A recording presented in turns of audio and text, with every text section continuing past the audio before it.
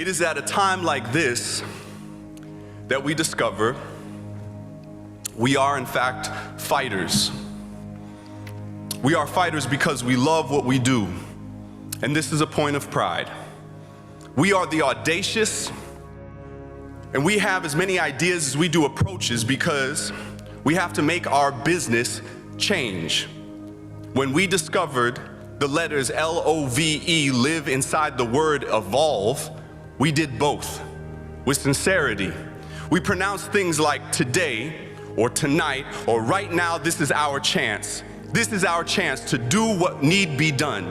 Yesterday is gone, though its effect is still here, and the future is unsustainable, is untenable, is unavailable if we cannot right now address the reality of our ability to make what we do here carry forward into the future improved. And you do that year after year, event after event.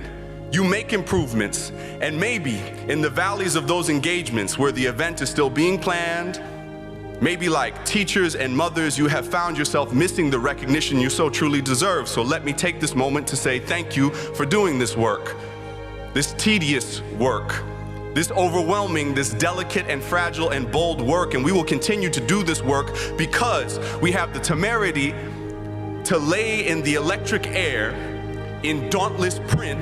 We know that we are right, and what is right is to care for each other. And we have asked you to join our fight because we believe we can do more. We say this with sincerity that we cannot thank you enough for giving us the opportunity to make that difference, to help us get where we are going. And where we are going is going to work, and it is going to be beautiful. It is going to represent out there what we believe in here. And it takes a tremendous amount of energy to take that energy and steer it. But I know that with your help, we have enough power that if these bulbs and filaments fail us because of the storm outside, we will see our way to shedding light on what it is we need to do. And we need you to do that, and that is a given. So we'll take this honesty as a given, and authenticity as a given. We take the gifts we were given to rework the urgency. We see the gutter in the gold and the gold in the gutter, and open avenues to marry affluence to activation. We do not put one above the other, with an acute understanding that we will not lose our humanity in this process. And this process will in fact make us more human. And we are very aware of the circles of people who ring around words like impossible with casual finality like that's impossible. Something about that definition never rang true for us. Matching phrases like that will never work with us saying, says who? Like you can't fight a fight unless someone gets hurt, and we said, says who? And that's when we said, watch me work, because we have found a way to fight that doesn't need to create a victim, and at the same time doesn't exclude victory. And maybe for some of us, when the challenge arose, we just never got good at fighting with our fists. Maybe we even had the aptitude but lacked the attitude to solve problems with violence. Maybe some of us were always too big to hit anybody back. Or we knew what it felt like. Or we knew it hurt, and we didn't want to create any more pointless problems. When it came time to square up and the crowd circled around us, we faltered because our default mode exhibited other gifts. We cultivated an affinity for other methods of combat, ones that didn't leave casualties, didn't leave anyone broken, alone, and bleeding. We never walked away from the fight. We simply stepped into our higher purpose. And when we did make fists, it was to hold pens or scripts or wipe away tears or offer up tissues. When we got hit with the fact that not everybody gets a fair shot, some folks fall behind, we became those fighters that lead the charge. And maybe we never expected any of this would look like any of this, and yet here we are, ready to fight hard if we need to. As is often the case, we do need to. This is a room full of people who have found a way to fight that heals bruises, excites movements. We are those people who can't help but find the truth in the cliche, pull truth from the cliche, revitalize its relevance, and vertically prostrate ourselves for the benefit or the gala or the speakeasy as a means to do some real good for real people, for real causes, for real lives affected, acknowledging it is bizarre, the task to marry pleasure and pain, to dress up in our finest, to raise funds for those who have found warmth of the world has gone threadbare. We are not saying it isn't bizarre.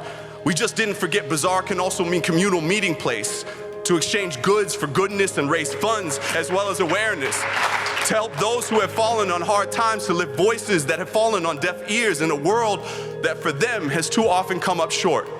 It is a tall order to stand before people who might not otherwise give you the time of day and acquire their full attention so that you can make this unspoken correlation that an open heart means an open pocketbook, means open doors for those we have so often turned our backs on. We fight for those who have to fight to be heard and carve spotlights for them to step into so that we may glimpse even for a moment just how real the world really gets.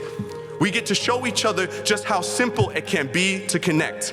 We bridge build between love and money is just another form of energy, and energy is used to do work, a power to empower, and this power is only held well by those of us who are unwilling to abuse its bounty. We do this work because we no longer abide exploitation or discrimination. We can no longer throw our hands up when we are overwhelmed or up when we're feeling carefree. We put our hands up in questions and we ask, what can we do? And we ask, what is being done? Sometimes raised fists do hold raised bidding paddles. We put our hands up to reach up, and we do this by reaching out, and we do this by working every day to do our best to do better than we did yesterday.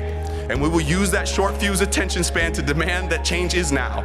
We have found a way to make a difference that we will see in our lifetime, that we can, in a single evening, do the kind of good that as children we thought required capes and utility belts. And in truth, we are all still kids, still believing in magic, who still don't understand why so many folks have forgotten that play is one of the best ways to learn, so we throw the best parties and deploy enjoyment with military precision. We are fighters of the good fight.